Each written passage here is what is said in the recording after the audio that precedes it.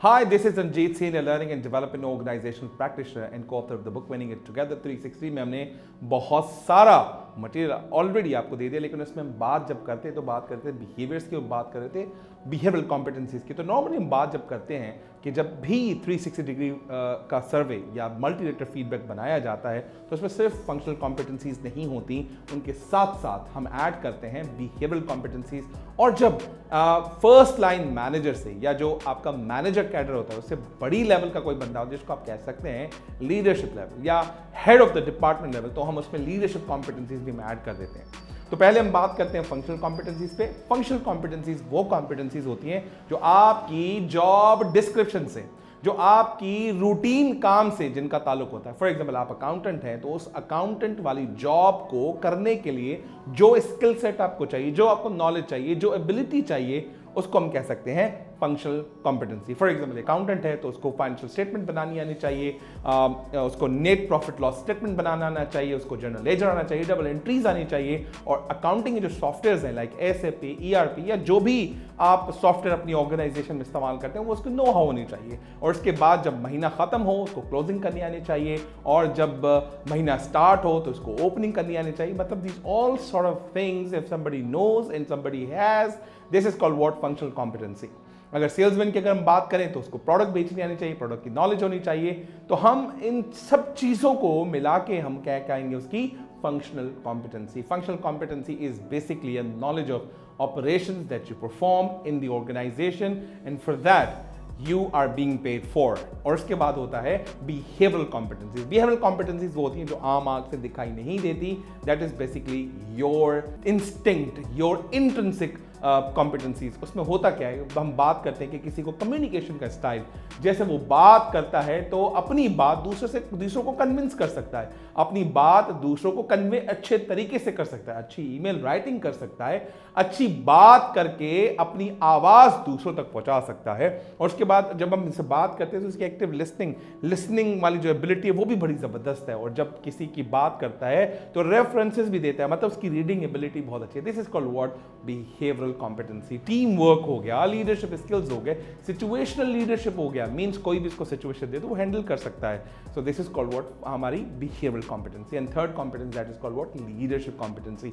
जब आपकी टीम में मैनेजर्स हों, ऑफिसर्स हों, एग्जीक्यूटिव हों, असिस्टेंट मैनेजर्स हों, उन सबको आप मैनेज कर सकते हैं या मैनेज कर रहे हैं, उसके लिए जो क्वालिटीज चाहिए मींस पीपल डेवलपमेंट वाली, पीपल मैनेजमेंट वाली, पीपल ओरिएंटेड क्वालिटीज चाहिए, दैट इज कॉल्ड व्हाट आपकी लीडरशिप कॉम्पिटेंसीज। इन तीनों कॉम्पिटेंसीज को हम क्या करेंगे, आपको एग्जांपल देते हैं। Let's have a brainstorm on all this competencies. The first competency that we have observed, और हमने जब रिसर्च की तो सबसे टॉप मोस्ट कॉम्पिटेंसी पता है कौन सी थी, that is effective communication. Effective communication का मतलब क्या है कि आपका बात करने का तरीका, आपका मैसेज सेंड करने का तरीका थ्रू योर स्पीकिंग और through writing, through emails, through letters and other means and modes of communication that you want to use, that is called what effective communication। और जो मैंने आपको कहा जरूरी नहीं इसका हमेशा वही मतलब हो, जिस ऑर्गेनाइजेशन में जिसकी जो नीड होती है वो उस एंगल से कॉम्पिटेंसी का मतलब निकाल सकता है। Because competencies don't have a particular definitions,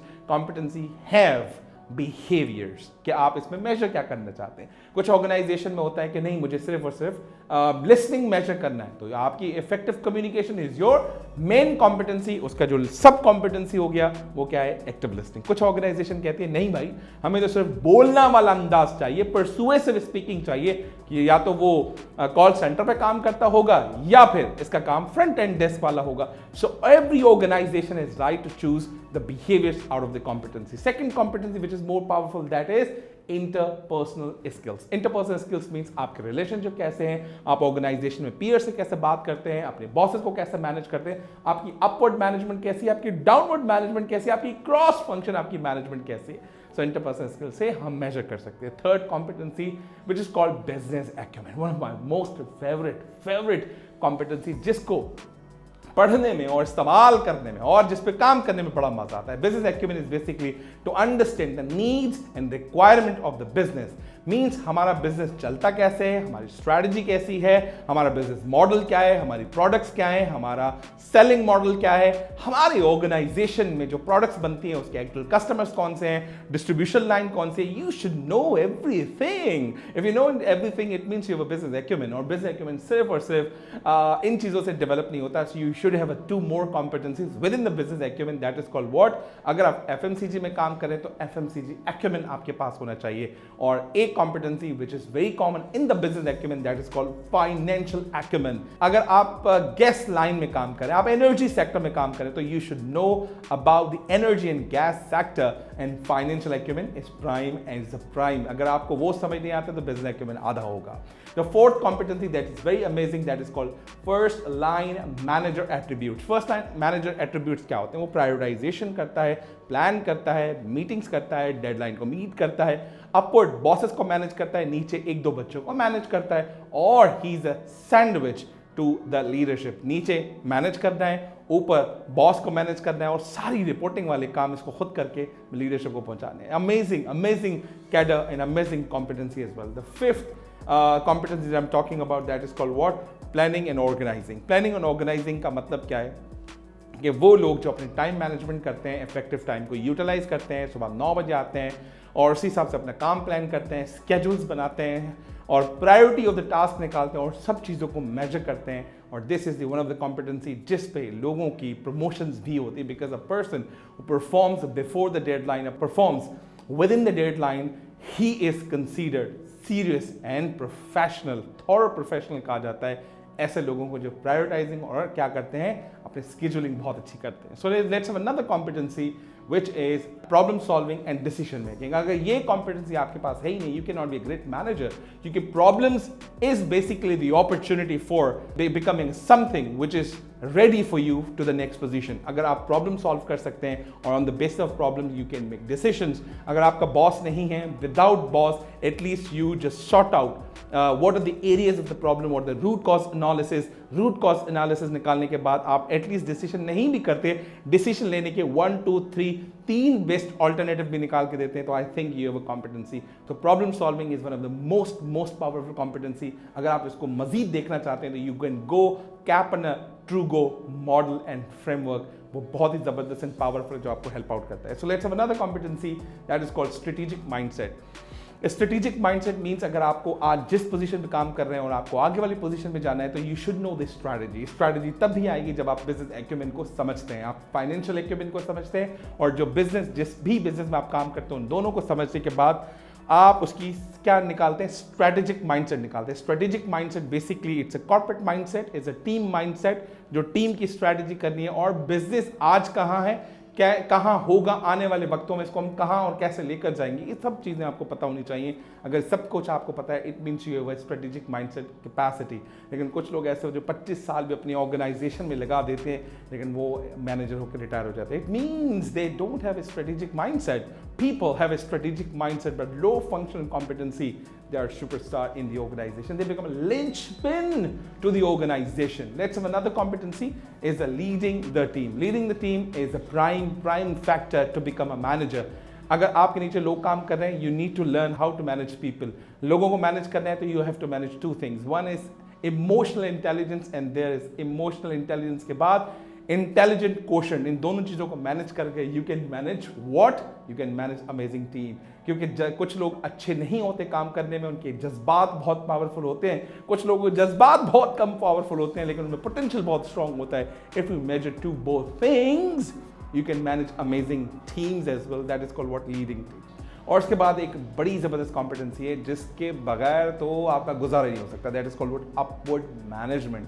upward management ये है कि you should know the boss, you should know the leader of your department. उसको मेजर करना है, उसको मैनेज करना है, तो आपके पास NICE मॉडल हो, need, interest, concern and expectation of your boss, because your boss wants to grow. If you help him to grow he will help you to grow. अगर आपने उसको ग्रो करने में मदद नहीं की, वो कभी आपकी मदद नहीं करने का ग्रो करने में। This is a mutual understanding and that is called what, upward management. And upward management में स्ट्रेस बहुत होता है। स्ट्रेस के दो चीजें होती है, एक होता है डिस्ट्रेस, दूसरा होता है you stress. Distress is also a negative kind of stress, it will always demotivate you, and people will come into your life and they'll give you some more bugs, and you will go down every year. And another stress, that is called what eustress. It gives you the energy, it gives you more discomfort to become comfortable. So you should go for the eustress, which gives you positive energy. Another competency which is more powerful, that is financial acumen. Financial acumen means you should know numbers. You should know numbers, not numbers only, but you should know how to transform those numbers into the stories. अगर आपको number stories में convert करना नहीं आता, you should know the graphics, you should know the infographics, because management is interested to transform those numbers into the stories, because they know the numbers but they don't know the stories. If you are good at making a good stories relevant to the numbers, it means you have a great financial acumen. Financial acumen के लिए आप कुछ चीज़ों को refer कर सकते हैं, जैसे basics of accounts, accounting, basics of international standard जिसको IFRS कह सकते हैं, IASS कह सकते हैं, और उसके बाद बहुत पावरफुल चीज़ पता है क्या है, you should know the greatest art of the advance level of skill in power BI, ताकि आपको नंबर्स बहुत अच्छे से इंटरप्रेट करने आ जाएं। उसके बाद एक और कॉम्पिटेंसी है जिस पे बात करेंगे, दैट इज डेटा ड्रिवन। दुनिया डेटा की तरफ जा रही है। आप एक छोटा सा व्हाट्सएप बता के देख लें, आपको दिन में कितने मैसेज आते हैं। मैं तो समझता हूँ मुझे दिन में 10,000 मैसेज आते हैं, और 10,000 जो मैसेज हैं पता है ये कहाँ कलेक्ट होते हैं।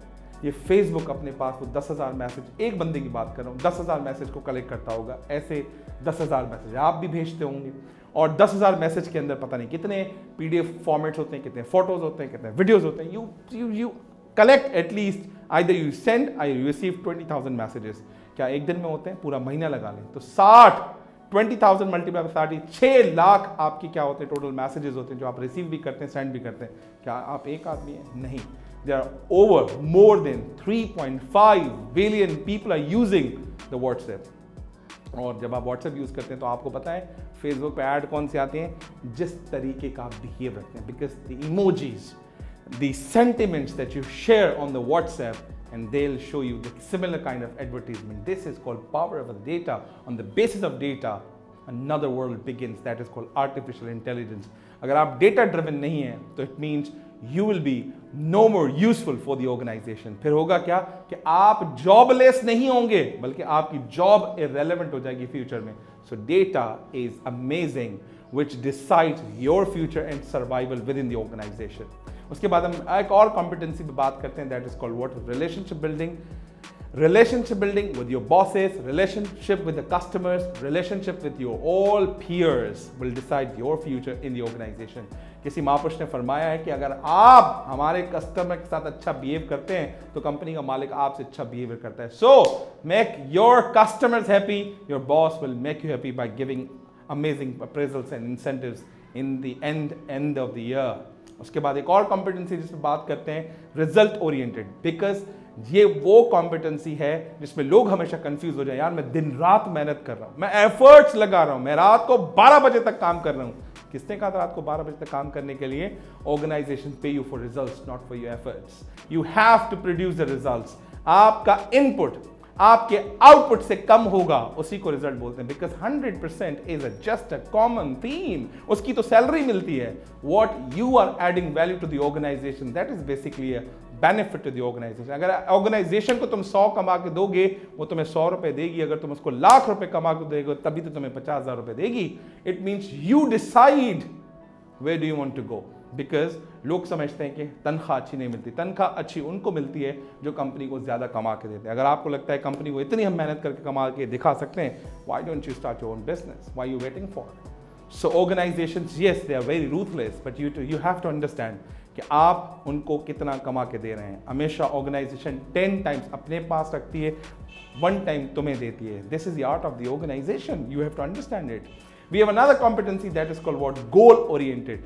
गोल की जब हम बात करते हैं तो we always talk about smarter goal, specific, measurable, attainable, relevant, time bound, evaluatable and create your own road map to achieve that goal. और मजीद जब गोल सेटिंग की हम बात करेंगे, I can explain because this is just a competency.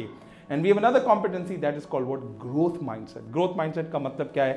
उम्मीद करता हूँ ये जो आप वीडियो देख रहे हैं उसमें जो मेरा एक लेक्चर है YouTube पे, उसका नाम है comfort zone, fear zone, learning zone and growth zone. जब आप उसको देख रहे होंगे तो इस कॉम्पिटेंसी को आपको परफेक्ट आंसर मिल जाएगा।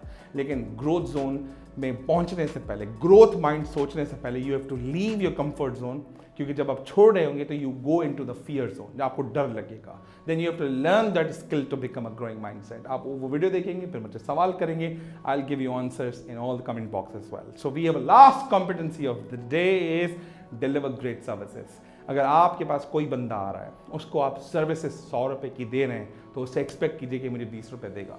अगर आप किसी को सर्विसेज 5000 रुपए की दे रहे हैं, तो एक्सपेक्ट कीजिएगा मुझे 1000 रुपए देगा। If your services are higher then what you are being paid for, they will create word of mouth marketing for you in the future. Because आज आप लर्न कर रहे हो, आज आप डेवलप हो रहे हो, आज आप इवॉल्व हो रहे हो। इतनी जान लगा दो कि कल वो तुम्हारे लोगों को लेकर आए कि यार इस बंदे के साथ काम करो, बड़ा मजा आता है। कि because this is the era, यहाँ सब कुछ मिलेगा, लेकिन एक चीज लोग डिफरेंशिएट करेंगे, that is called what service. All banks give you same facilities, but हम कहते हैं कि ABC बैंक बहुत अच्छा है क्योंकि वो तुम्हें कॉल का रिस्पॉन्स करता है। बहुत सारे होटल हैं, सब लोग खाना बनाते हैं, चिकन का खाना बनाते हैं, मटन प्रोवाइड करते हैं, but you say ABC hotel is amazing. मुझे पता है तुम क्यों कहते हो, because they give you amazing ambience, amazing services. Last but not least, all our speakers are readers. Most of the trainers speak very well, लेकिन कुछ समझ में आते हैं, पता है क्यों? Because they speak from heart. Why? Because they want to give you service without taking your benefits as well. So it means you have to give 100 times more services against what you're being paid for. This is called what? The competency session. उम्मीद करता हूँ ये आपको 16-17 competency समझ आई होंगी, और इन सारी competencies को अगर हम एम्बेड कर दें 360 डिग्री के अंदर और इन कॉम्पिटेंसीज की डेफिनेशंस बना लें, और जो कैडर्स है, अगर ऑफिसर टिल एग्जीक्यूटिव है, वहाँ कॉम्पिटेंसीज थोड़ी सी बेसिक इंटरमीडिएट होंगी। अगर आप असिस्टेंट मैनेजर से लेकर मैनेजर तक की बात करते हैं तो कॉम्पिटेंसी मिडिल लेवल की होंगी, और जब आप लीडरशिप की बात करेंगे वहाँ कॉम्पिटेंसी क्या होनी चाहिए? एडवांस लेवल की होनी चाहिए। So these are the competencies, you can reframe the definitions according to that. उम्मीद करता हूँ ये आपको लेक्चर बहुत पसंद आया होगा, आपको वीडियो बहुत अच्छी लगी होगी, और जब आप मुझसे सवाल करें तो मैं आपसे रिक्वेस्ट करता हूं कि पहली 4 मेरी 360 डिग्री की वीडियो देखिएगा, और ये 5वीं देखने के बाद आप मुझसे सवाल कर सकते हैं। थैंक यू वेरी मच, और अपना बहुत सा ख्याल रखिएगा।